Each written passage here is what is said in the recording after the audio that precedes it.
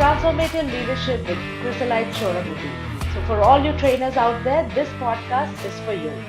Welcome to another episode of LXD Guild podcast, where we delve into the world of transformative leadership. So, here we have today Chrysolyte Choragudi. We are thrilled to introduce you, a seasoned training expert with over 2 decades of experience in leadership development and training. So, Chrysolite, your expertise in mentoring, course design, and facilitation is truly impressive. We welcome you to our podcast. Thank you so much, Shipra. You can call me Chryso. That's how everyone Sure. knows me. Yeah, because Chrysolite is even a little longer, an extra syllable there. So go for Yeah, Chryso and I'll be more comfortable. sure. Well, I'm so happy that I'm here because it's a wonderful thing to talk about R&D and to understand the dynamics and be of some use to the community, especially though for those who are starting out to be there in the R&D world. So thank you very much for having me. So, this is extra special for me as well since I was a trainer. So, I'm looking forward to listening to all that you have got to say to us. So, let's embark on your L&D journey. So, you started almost 2 decades ago. That's quite a while at HSBC. So, could you share some highlights on your journey there? Sure. Um, it's a wonderful thing. Thank you for asking. To go back on that down the memory lane, as you say. Uh, I think for as long as I know about myself, I've always been a people's person. Right. I love people and, of course, places because of people, not the other way around. And within the people, domain, I always love to serve. And I think moving into L&D has been a natural progression for me. So when I joined HSBC and there was an IJP saying that there is an opportunity for a learning and development assistant manager's role, I think I was one of the first ones to be excited about it. I don't know how many applied, but apparently there was only one role. And Oh, after I had given the interview, there was already somebody who was selected, who later became my colleague. And then the manager told, Chris, we wanted one person. We already selected that one person. But when we saw you and we, had your interview on, we thought we should take you all on. So I had an opportunity to get into L&D that way. And that's been 2 decades ago. And it's been a wonderful journey ever since. so fascinating. But I also see that you pursued your MBA in Bhutan. So, what drew you to that specific path, considering your background in training and development? And also, did your MBA experience in Bhutan provide you with unique insights and skills that you could apply to training and development? I think, yeah, of course, between 2003, where I started to work for HSBC, when I started to do L&D role that I first got, um, to the to moving to Bhutan to do my master's in business management and public management. It's been quite a transition, quite a journey, and it's a big story. But I could try to sum up in a few words. L&D had started off with basic soft skills, and then hand-holding the new employees, people who just joined. So with that, it started, and then over a period of time, I started to explore the L&D landscape, so to say. So I was a bit into technical training. I was a bit into um, I was pretty much into communication development and then into leadership development in my close to 9 years with it in the L&D domain. Right. So after that, I wanted to expand my canvas and I wanted to move more into places where there was greater need. And that's when I left HSBC in 2009 and started to work in the rural parts of the country, especially in Andhra. Um, so this was with a small initiative my own self, and it was a kind of non-profit without any, um, should I say, it didn't have a commercial purpose. So when I moved into that kind of a work, I wanted to do something that will help me solve problems for the, the people around me, people especially at the grassroots, people who are not in corporates, but in villages and rural sectors, especially the young ones who are aspiring to be somebody when they grow up. So Right. in 2016, when I was looking out to do something in public management, that kind of a learning area, I found this opportunity in Royal Institute of Management in Thimphu, and I applied. It's a University of Canberra course. The degree comes from there. The professors come from Australia, so it's Great. a very very beautiful.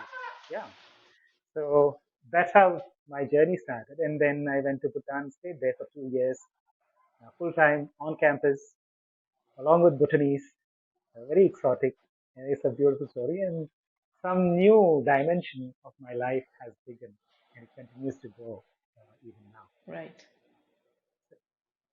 So I think answering the second part of your question, doing MBM from there or Master of Business Management from Bhutan really, really made a big difference, I should say, because there is a specific aspect of gross national happiness that Bhutan talks about. It was Right. developed in the 1970s by the fourth king, His Majesty King Wangchuck.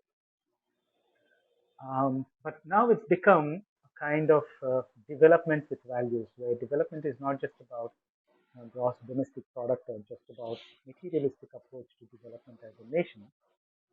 Right. So I think when my purpose of understanding how to solve problems at grassroots or how to address, how to contribute. So I don't even say solve because solve is such a big word, and some of our problems still continue to exist and persist. But at least Right. contribute in small ways. When we do that, I think we build better worlds, we have better communities. So I think that gross national happiness or development with values dimension of GNH added so much more to my understanding of this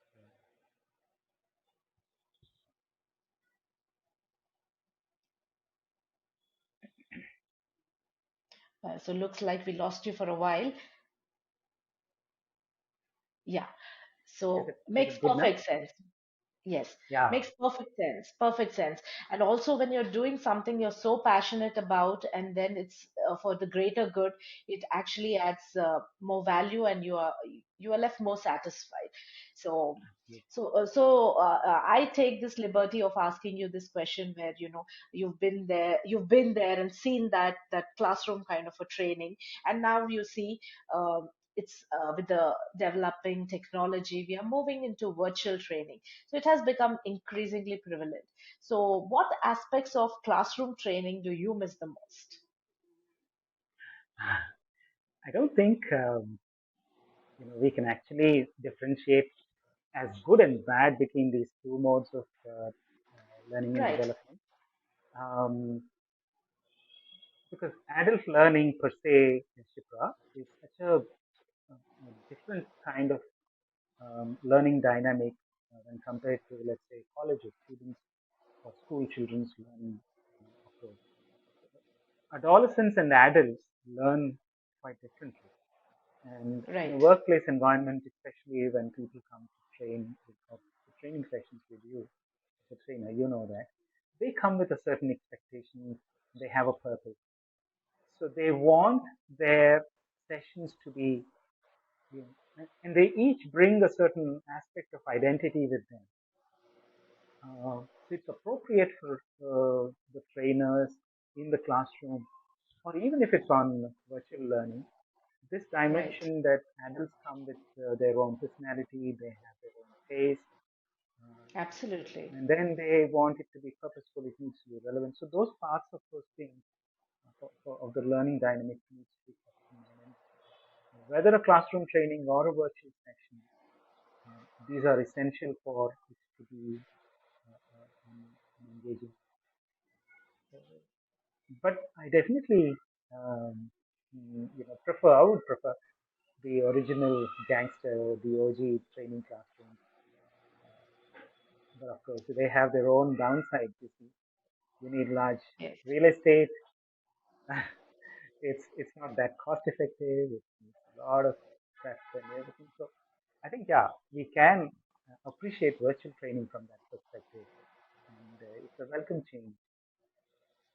Yeah. So myself being a classroom trainer, let me chip in. I miss the human connection part of it. I True. think it resonates with you.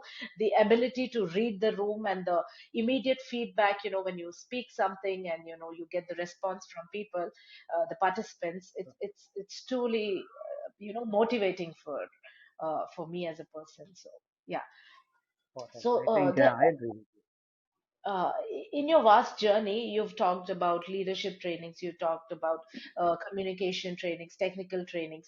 So, would you say different types of trainings require different approaches? I mean, what is your take on Um, that? that's a great question, Shipra. I think yes.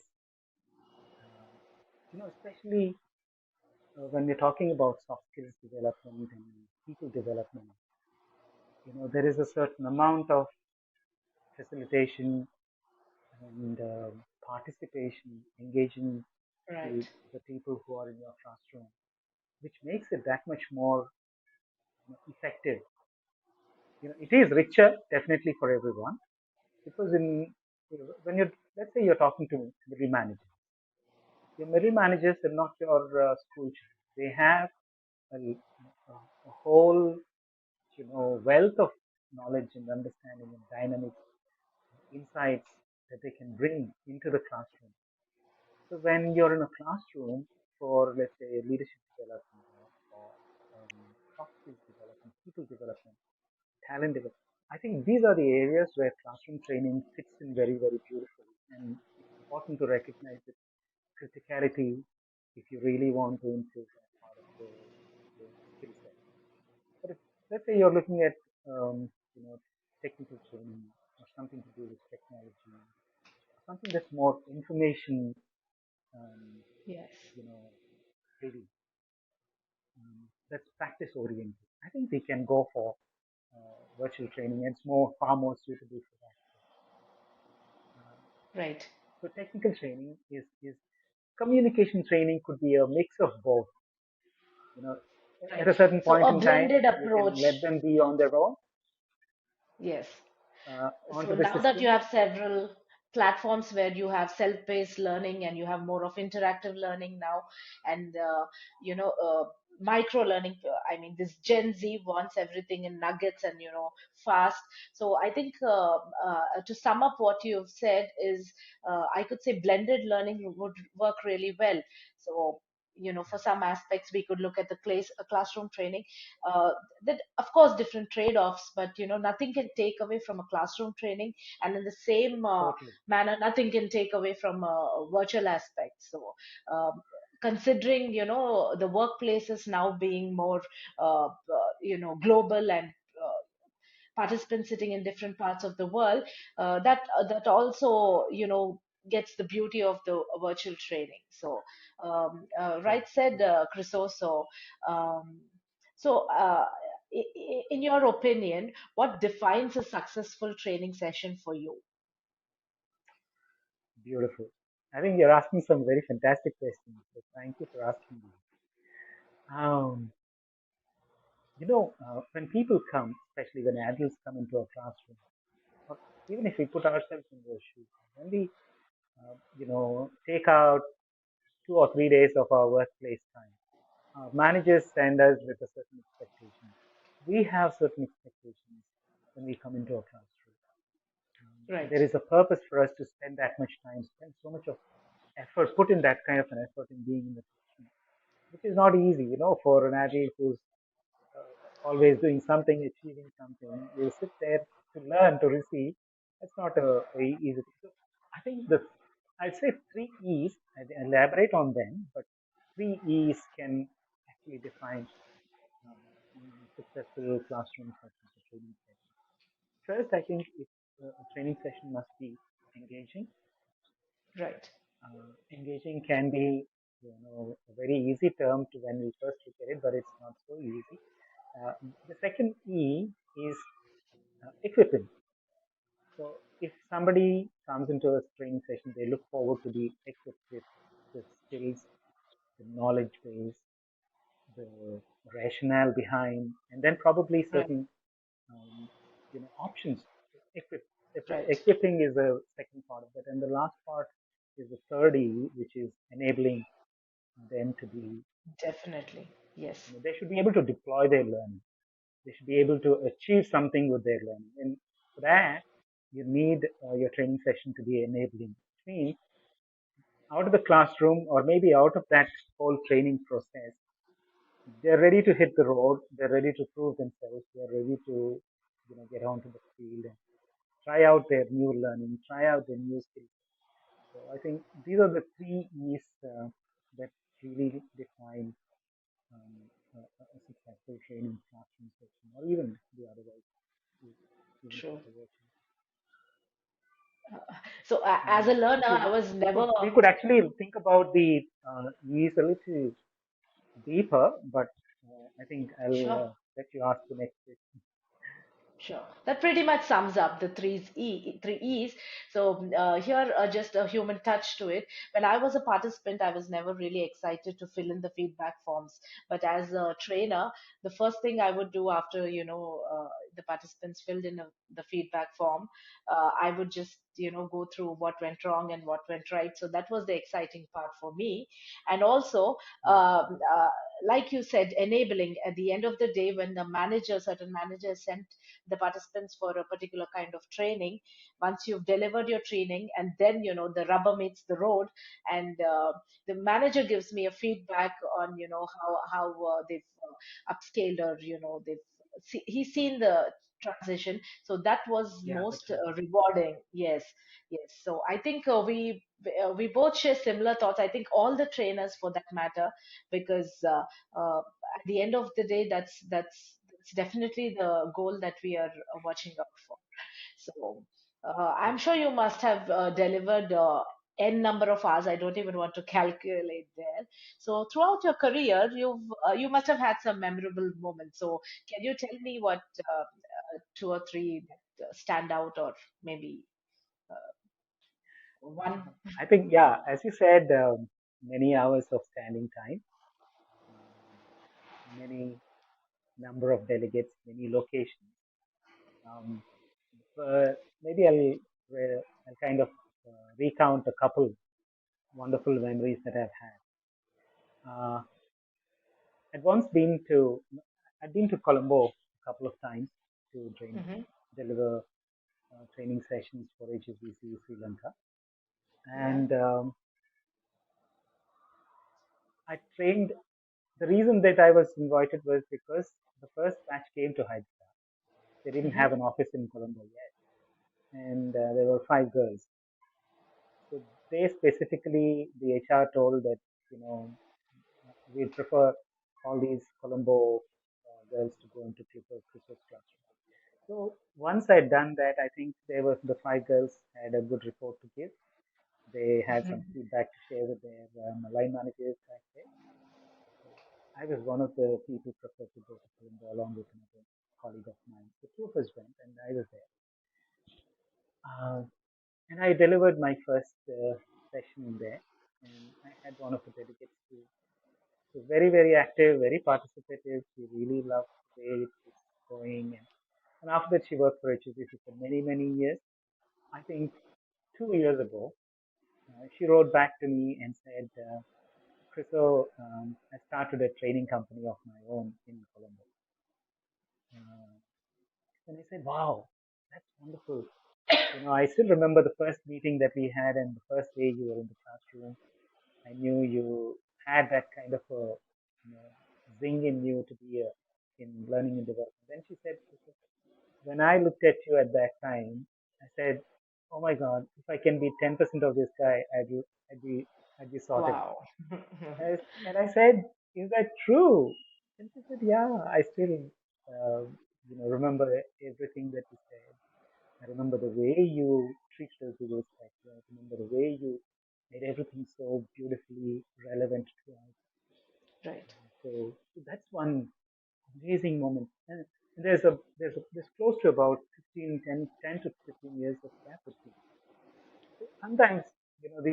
nuggets of rewards come to you so delayed. But we know that when we do some good job in the classroom, yeah, we have some wonderful content designed by people who know learning and development to improve.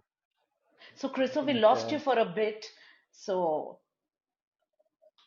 yeah. is it okay now? I mean, where did Yes, we? yes. Yeah, that's fine. Just for a bit we lost you. Yeah. Okay, Okay. okay, go ahead.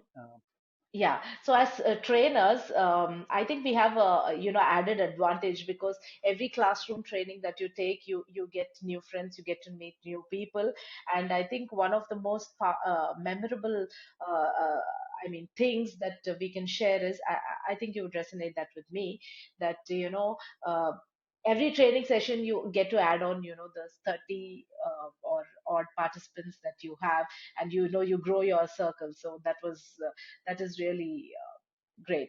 So, from what Yeah, you got to share of your memorable moments, so can we have some 10% of your tips that your participant was looking at? So, for all the aspiring trainers out there who are listening, so do you have any piece of advice, uh, how on how we go about? sure, sure. I wouldn't say advice, but I think these are certain learnings that we all pick up on the way as we journey through this beautiful area of L&D. Um, learning and development or classroom sessions or training per se is a wonderful combination of great content developed by people who Right, know their job, who know their work, and then the ability for a trainer to take that content and facilitate and deliver it in the spirit of the content. So either way, if you're missing something on one of these two buckets, if there's something lacking in the content is not great, it's not designed properly, it doesn't have instructions, or there's a perfect content right in front of you. But here's somebody who hasn't drilled themselves, who hasn't exercised themselves to be a great facilitator, to be a great adult teacher. I wouldn't say adult teacher, adult facilitator. I think then this content will really need not, fire. It will not deliver. So right. bringing these two requires that kind of a clarity in our thought. Once you have wonderful content, it's Absolutely. us, the trainers, who actually bring it to life in the classroom. And for that, we need to have a certain amount of respect for our participants, which means I do all the necessary groundwork, I dig deep, I research, I probably am a master at what I'm trying to, communicate to the people that are in the classroom as delegates. So the respect is not just about treating them with a certain amount of, vocal respect, not just in words, Absolutely. but there's also respect that goes into slogging, putting in the hard work, and then becoming the master of your content. And then beyond all of this, there is a certain amount of love you should have for people. We have two kinds of people always that we get to meet. There are people who receive knowledge and keep it to themselves. The trainers are of the second kind, and I'm glad that I'm part of that bunch. Trainers learn, and then they're excited that they have learned it, they master it, and then they take it forward to give it to others. So I think, I would say, three main aspects of the joy of LND, or the advice and learnings that I've picked up on my job. Thank you, Chrysolite, and thank you for being here and sharing your wisdom and insights. So your passion for training and leadership shines through. For all our listeners out there, join us next time as we continue our exploration in this dynamic world. Until then, stay curious, keep learning. Thank you, Chrysolite.